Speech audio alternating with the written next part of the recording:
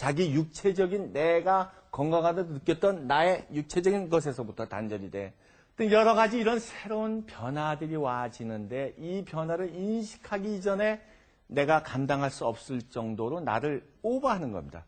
그러니까 이것을 누구랑 상의를 하겠어요? 나한테 와지는 것을 내가 이겨내려면 상담을 하고 상의를 해서 넘어가야 되는데 우리 뭐 박범수 씨 같은 경우는 야 일로 와봐 내가 이런 문제가 있는데 어떻게 하면 좋아? 그래? 우리 이렇게 하자고선 뭐 눈만 마주쳐도 그냥 뭐 가슴 두근거리고 뭐 하는데 뭐 해결할 된 문제가 어디 있겠어요.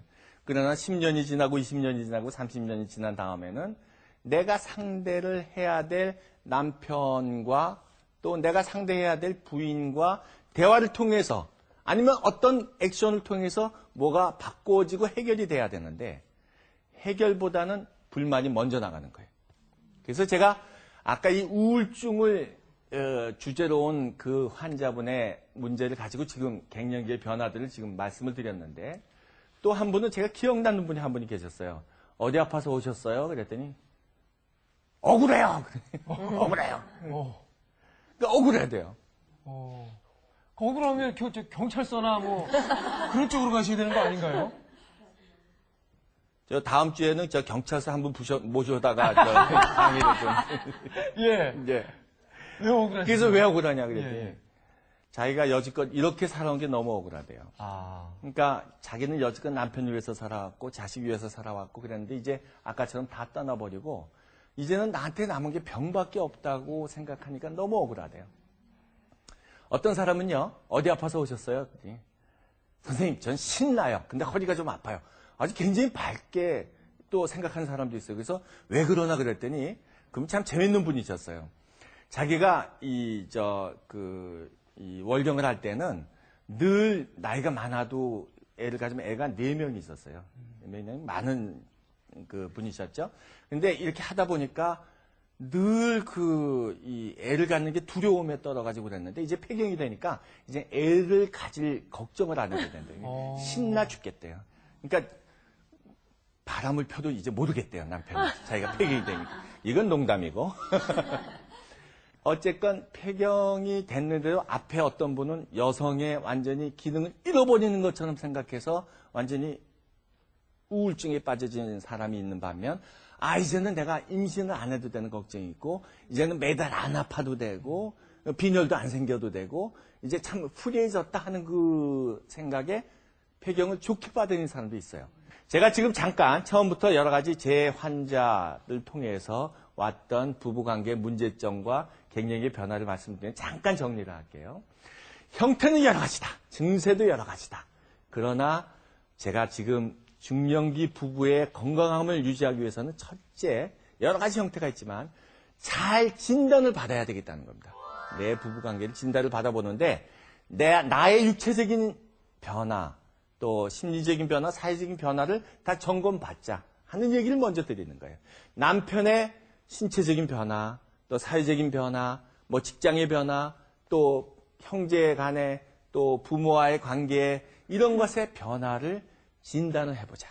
그래서 정확한 진단을 해서 서로가 이해할 수 있는 상황을 이제는 논리적으로 마련하자는 것이 지금 첫째 강의의 주제입니다.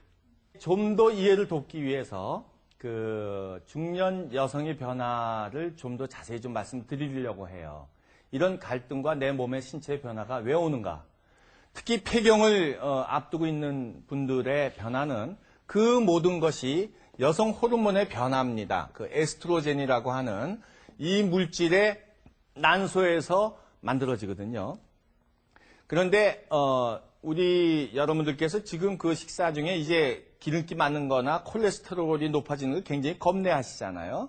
근데 이것도 너무 요즘에는 그 젊은 그 부부들 또 결혼하기 전에 젊은 그 우리 처녀들은 이 다이어트 때문에 너무 식사를 안 해가지고 요즘에는 이제 반대로 콜레스테롤이 너무 부족해서 문제예요.